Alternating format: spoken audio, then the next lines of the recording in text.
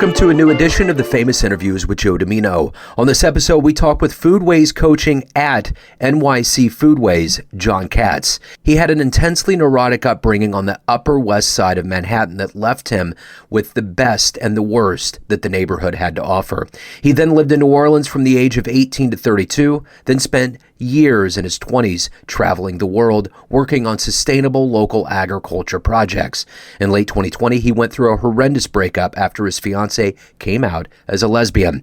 This drove him to the absolute pit of temporary pleasure seeking. After a period of intense pain, he turned his life around. Since he has become healthy, he has established a citywide food rescue program that currently feeds thousands of families a week with edible but unsaleable food donations that would otherwise be thrown out. He's got a great story. Enjoy the interview. Well, hey, man, before we get into your life, I want to know, the last 3 years, the real elephant in the room on the planet has been this pandemic and how we've all gotten through it, survived it. So how did you get through it, survive it, and how has it changed the way that not only you live your life, but the way that you conduct your business now? I mean, it damn near killed me. The pandemic exposed there were rifts, there were cracks in my relationship, and the pandemic exposed that, split them wide open, caused a dissolution of my engagement, and led me first to the brink of self-destruction and then to the abundant man that is self-creating every day. It changed everything about how I do business. It changed everything about how I do everything. You were brought up in Manhattan. Is that where you still live now? Yeah, I was raised on the Upper West Side. I live on the Lower East Side. So that's the thing that I think was the craziest about this pandemic. I was interviewing many more musicians than I ever did before, and it seemed like it was darker in New York than it was anywhere else, especially with all of these musicians that couldn't, they didn't have practice spaces. Probably neighbors were getting tired of it. There was just a strain that I could tell, but the fact that that city of all cities on the planet was nearly empty and desolate had to psychologically be just a kick to the brain. Oh, it was awful, and it dredged up a lot of issues, from 9/11 that a lot of native New Yorkers had.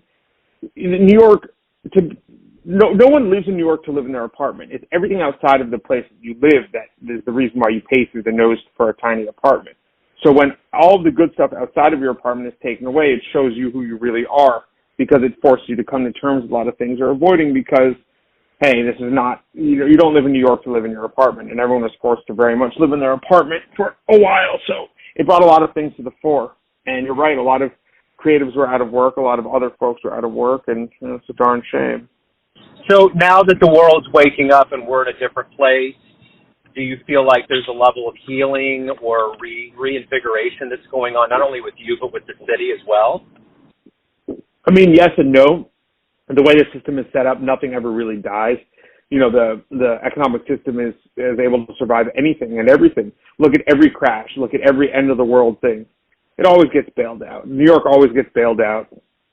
And New York will be fine. New York will always exist. I mean, right now they're building, I don't know how many multi-billion-dollar sea level walls to protect the island of Manhattan, which is, on the face of it, pretty absurd considering the tiny landmass that it's being built up around. But when you think about the value, the cultural and financial value, it makes a lot of sense. So New York will be fine. I don't know if New Yorkers will be fine because there's some pretty grim issues plaguing people that live in the city right now. But New York itself is a city. It'll always be New York, and it'll never be as good as it was. One of the classic things that New Yorkers love to do is talk about how good it used to be. Well, nothing is ever as good as it used to be, and that's totally fine. That's why my program and my mission is to make us better than we used to be. The one thing, my dad was born in Brooklyn and raised in Long Island, so I had relatives up I still do in Long Island, but my cousin took me. I remember she took me around New York before the towers fell in the late 90s, and I remember she used to talk about how Times Square had this glow, this like organic vibe to it, and then it got to be like Disney World. And it just seems like there's always that level of incarnation that goes into whatever you want to call it, the corporatization, the urban planning. It seems like there's different layers and skins that go into the ups and downs of New York. Yep, you got that right. So let's get to your work and the essence of what you do. And I want to hypothetically put you in front of a bunch of grade school kids, third graders at a career day. And one of the kids looks up at you and asks, What do you do for a living? How do you answer that child? I help people. So explain that to a 50-year-old guy. 50? Yeah, me. Okay. So all the pain that you were given as a kid and all the pain that you invited into yourself as an adult has multiplicative effects on those around you. If you have children, you're essentially gifting them that pain if you don't fix it in yourself. And if you have people around you, laterally, horizontally, you are bringing them down with your unresolved pain. So in order to help you help your kids and people around you by not burdening them with your issues, we need to make sure that you heal yourself. And in healing yourself, you're no longer harming others. And in no longer harming others, you're sending out a positive message to the universe. And this is what my mission is. This is what my message is, to first heal myself of my issues, which I have. And it's a daily process. And then I'll, use the same tools I use to help other people heal themselves. I think the worst thing a man can do, there's two awful things that a man can do. The first is leave this earth without realizing his potential. And the second is pass on the negativity that he received to others. And I won't stop until I have helped as many men and women, because I have female clients, do that as possible. Isn't that the ultimate form of human altruism there? It is. And it comes down to being the best version of ourselves so we can help other people be the best version of themselves. Nobody that's the best version of themselves is going to be hurting themselves and others, period. Nobody that isn't afraid, nobody that isn't wounded is going to act like these things. When we carry our pain, a lot of people are running from pain. Most people are hiding in denial, and there's a lot of negativity attached to that. So you're clearly in the business of helping others and giving of yourself. You just don't have a regular day job that you go to. So I'm curious, let's go back to your childhood. How did these seeds get planted in you? How did these notions and feelings that you have to help others, how did all of that begin and spread into who you are today? It starts with my folks. They did not heal their pain. My folks are in their 70s, and God bless them. I can't fault them. One of my main mantras is to figure out how honest someone is being. You have to ask them one simple question: who is responsible for your pain? And most people are going to say that other people are responsible, but the honest person says that I'm responsible. So other people may have caused our pain. We can assign that, okay, this is the start of it. But the only person responsible for our pain is ourselves. So this is what I always ask people to see how honest they are. And most 99 out of 100 people are going to say that somebody else is responsible. No, we are responsible for managing our pain. We are responsible for all of that. So I'm not going to assign responsibility for my folks, but like a lot of wounds, they were received in childhood. My folks both carried a ton of pain from their own unfortunate challenges and their own unfortunate upbringings, and they just didn't have access to the same knowledge base. There were no online coaches back in the day, and therapy and stuff just isn't really set up to identify and correctly heal these challenges. So they weren't able to do it, and I love them, and I'm actually a lot closer with them now. Through an apartment fire, what a normal person would call a catastrophe actually brought me very close to my folks. But what they were unable to do caused a bit of chaos in my life. I was sensitive by nature as a kid, and having some chaos around at home was not super awesome for me, and that caused a fair bit of chaos. So let me ask you this. On the road to finding a therapeutic healing level in us to heal ourselves, you obviously are close to this. You see it in very micro ways that my brain's trying to wrap around what you're doing. So in a macro way, my question is this: what is one of the most common fatal flaws that people have, humans have, that they can immediately help and fix themselves to get to a healing place that you're talking about? Eliminate vices. That is the best thing you can do. The best thing you can do to start to heal is to remove that which harms. A lot of people think that in order to heal, they have to add things to their journey. You don't have to add anything. You only have to take away. And you have to take away that which harms you. In doing so, you send a message of gratitude to the universe, and you show the universe that, hey, I'm not voluntarily signing up for harm. No, I'm not going to invite this into my life. The vices that people are slaves to are inherently negative. We're talking food, overeating, which is the most commonly abused drug in America. We're talking alcohol, drugs, partying, and the one that I'm really, really focused on because it brought me a ton of harm is hooking up, so-called hookup culture, sleeping around. All of these vices that provide a short-term escape from what is living life is the root cause and is the fastest way to elevate. Because when you take this stuff away, you're automatically forced to come to terms with what you're running from. People run to vices to run from their pain. People run to these escapes in order to try to escape themselves, but wherever you go, there you are. So in removing these escapes, you are forced to confront whatever it is you're running from. So on this path to healing and finding not only a better way for all of those that you help clients, but for yourself, who's been kind of a role model or a hero that you've looked up to and admired, kind of taken notes from or found inspiration from? So I was trained in this program by a fellow named Wes Watson. This guy had pretty much the darkest background you can imagine, and because everything in this life is an eye for an eye, karmic debt is extremely real, and we always pay for what we take. He was sentenced to a very long prison term, and he got through it simply by being a man of character. He was given 10 years in the California penitentiary system, and in the California penitentiary system, your conduct is graded solely on, or your character is graded solely on the manner in which you conduct yourself every day. Do you use drugs? Do you work out? Do you wake up early? Because there's no money, there's no women, there's none of that. There's none of your standard motivators from this society. And he had people coming in far worse shape than I was in before I turned my life around. I'm talking about people that were just using heroin. I'm talking about convicted killers and armed robbers, bank robbers, and real violent individuals. And in order to get through it, he had to show them that there was a way out of darkness. And he narrowly but managed to survive his prison term and then brought those teachings of clean living, honest living, and accountability, daily accountability out into the so-called free world. And this program of personal development is a prison-based program.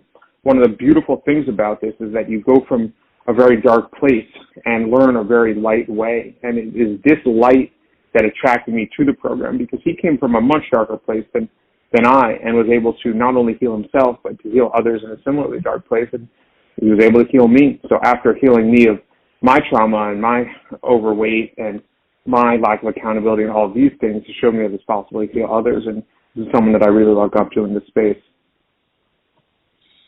So is there anybody alive on the planet right now that you would love to meet and talk to, spend a little time with? In person? Yeah. Most of my heroes are dead. We could dig back into somebody that's not around. That's fine. Yeah, I'd love to talk to George Orwell. He is the most admired man I can think of. I can't think of anyone that spoke and acted in the most conscience congruent manner, and then wrote about it. A lot of people talk about what they've done. A lot of people do a lot of things. Some people talk and do, but very few people talk, do, and then are able to record it. Orwell is, for me, the most fully formed man of action.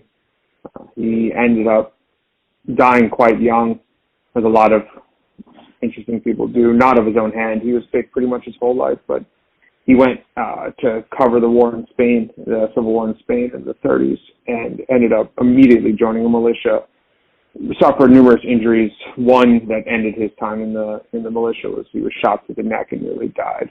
And then he wrote and he wrote and he wrote and he wrote and he wrote, and he continued to write, and he continued to put forth his love for the world. And his work really speaks to me. It speaks to me in a way that nobody else's work does. He's very much a product of the 20th century, but you can read his accounts of. So he worked in the service industry. He was a dishwasher in Paris in the 20s, and I worked the service industry in New Orleans in my 20s, and there's about a 100-year difference between the two time periods, but there's more in common with his narrative of service industry work and my own than there was different. He speaks to me in a way that no other writer has. I'd love to talk to him. I'd like to speak to another writer by the name of David Foster Wallace. And this is kind of mental masturbation. To wish for something that is literally impossible is just yearning. But you asked, so I'll answer. There's another writer named David Foster Wallace who did kill himself. There's a lot. I put a piece together talking about my own struggles with suicidal ideation and Wallace's and everything having to do with writing and love and nihilism and self-destruction. But he's someone whose work speaks to me very powerfully. He wrote his magnum opus, Infinite Jest, is probably 1,200 pages, and I read it before he died, and it made a deep and long-lasting impact. In fact, in reading his work, he's one of those interesting writers, and I cannot say this about Orwell, but I can say this about Foster Wallace, that you feel like you know him in a very real, personal sense when you read his work. With Orwell, I feel like I know what he's doing. I feel like I know the circumstances he's in. And maybe to some degree, I know him personally. But with Foster Wallace, you really get in there. And that's because it's very powerful and it's very open. So those are two writers I'd love to speak with. But this is impossible. The best thing we can do is to love to speak to ourselves and the people who are around that haven't yet killed themselves and are looking to fight for their lives. So, on a daily basis, we have these motivators that get us out of bed, to get us through the day. What is it ultimately that motivates you, that gets you up, gets you moving, and gets you through your day to do exactly what you want to do? I mean, it's honesty. It is honesty. The honest man knows, like real, true-lived honesty. The honest man knows that tomorrow is not promised. We have a finite time, and the consciousness we've been gifted is due to end. Here is my mantra. The fundamental tension of conscious existence is a foreknowledge that at some indeterminate point in the future, it is due to end. That's it. This is what everyone is running from every day. The structure of work, play, money, buying, selling, day-to-day. This is really a Western thing. This is in the East, societies that are built not around the time clock and the paycheck and the price tag. It's not this way. There's a stronger thought trend of really acknowledging that our existence is finite and that's a big thing. The seasons pass, the leaves fall, and then there's regrowth, birth and death.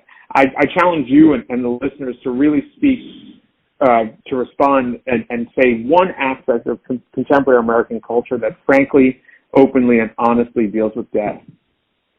That it doesn't exist. I mean, this is the role that religion used to play. I mean, people used to be religious, and the religious side of life used to fill that role, but it's not a dominant part in our side of the world, in our school of thought. And I'm not saying that people should or should not be religious, but I am saying that people should absolutely acknowledge the fact that their existence is finite, and if they are not working every day to maximize the positive impact they have on their group, then they are throwing away their one life. Yeah, you're right. Yeah, we do. We have a very defined problem with, the whole cycle of life, especially the end in this country for sure. So of all of the things that you've done in your life and accomplished and all of the paths that have happened, I'm curious, if you were to have a dream tonight, you ran into a much younger version of yourself, and you could give that version of you a piece of advice based on the wisdom you've gained in your life, what would you tell your young version? That no one is coming to save you, but that doesn't mean you can't save yourself. There can be no positive outcome from negative input, and that holding on to resentment is like drinking poison and expecting the other person to die. So of everything that you've accomplished in your life, what are you the proudest of? What's the thing that really puts a smile on your face and makes you feel good about it? That I decided on January 19th of 2021 that I would never touch alcohol or drugs again, that I would never sleep in again, that I would never skip a workout again, that I would never engage in disrespectful behavior towards women again, that I would never engage in disrespectful behavior towards myself again, and that I haven't stopped, that I finally, for once in my life, got out of my own way and really lived, truly lived honestly, in line with universal truths. I finally did it. So everyone out there, all the pockets of people that you know have a perception of you, whether it's a family, friend, client, colleagues, anyone in your world, but you ultimately drive your life. You have a perception of you. What's that perception? Who do you think you are? Just a man that'll die like anyone else. I don't believe myself to be special in any way. The only difference between me and everyone else and everyone else and everyone else is our habits. I am not special in any way. I am simply a ball of flesh imbued with some piece of ethereal soul that cannot be understood, but that at one point will die and pass on from this earth. And I think everyone needs to acknowledge me as that. I am nothing special. I am just a man that came from darkness. That's it. So I got to know, since you're a jazz fan, what was the album, show, moment? What was that big bang for you that got you into jazz and loving it? I was around it a lot. Just being in New York, it's kind of in the DNA here. But I didn't really start listening to it seriously until college, getting back into the classics, all the Blue Note stuff. And I don't think there was a particular moment, but there's a radio station across the river in New Jersey and Newark called WBGO, and discovering that was very important for me. It's a jazz education, just listening to it a few hours a day, maybe many hours a day, and that was super important. I started hearing BGO in high school, and I never stopped listening to it, and I haven't stopped since. When I was in New Orleans, there's a local radio station that I believe to be the greatest station in the nation called WWOZ. I've actually written a couple love letters to it on the channel. And the New Orleans jazz is very, very different than the New Jersey jazz tradition. New Jersey jazz, we're speaking of, typically the 50s, 60s jazz. And when New Orleans jazz, we're talking old school. I mean, you can hear jazz from the very turn of the 20th century, roots jazz, old stuff, some even older than that. And the stuff that influenced jazz. These are musicians from the parishes, and hearing, it's great. In having these conversations, discussing things often brings things to life. And so now I can tell you exactly what the moment was. The moment was for me discovering that the New Orleans historical jazz, traditional jazz, is markedly different than what would be considered the New York school of jazz. And to any jazz listeners out there, this is probably the not dumbest, this may be considered to be an elementary thing.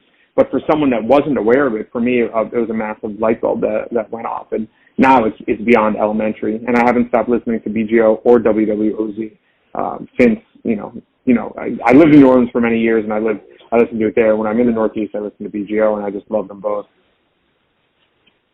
What's interesting about you saying that is it's not elemental. It's actually a really highly evolved notion, because it's totally true. It's kind of the difference between walking around cities in America and then walking around cities in Europe. Like when you're in Rome, you're like, my God, this has been around for a long time.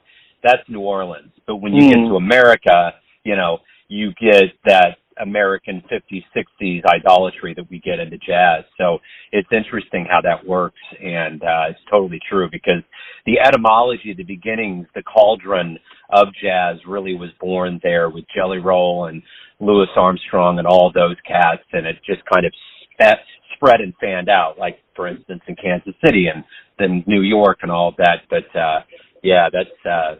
that's very interesting. So anyone out there, Jon, that wants to learn more about you and what you do, hire you, your history, your life, where on the web should they go to find that out? Best place to find me is at NYC Foodways on Instagram. That is NYC FOODWAYS on IG. You can check me out and just hit me up. I've got a program for any level. When I started this process, I was clinically obese, skinny, fat. I had never worked out a day in my life, and I was able to get a six-pack in less than 6 months. Despite the massive amounts of negative limiting beliefs I had. The story I was telling myself was an abjectly false one, and I reversed it. So I urge anyone listening that feels some sort of way about their perceived ability to do or not do something to save their life and be better for their family, to put that aside, check me out, look at the results I've gotten myself, look at the results I've gotten my clients, and seriously consider what you not acting in pursuit of a better life is doing, what legacy you are not leaving by not being the best version of yourself. At NYC Foodways. This has been wonderful, man. Very illuminating, wonderful story. Thank you for opening up and giving this to my audience, and best of luck with everything, man. I appreciate it. I appreciate you having me on. Much love from New York City, and much love to the world. Thanks for tuning in to another famous interview with Joe Dimino, where we cover the world of art, literature, business, spirituality, philanthropy, and more from around the globe. If you want to hear more interviews, visit the Famous Interviews with Joe Dimino channel on YouTube. Find us on Spotify and Apple Podcasts. Thanks again for listening, and until next time.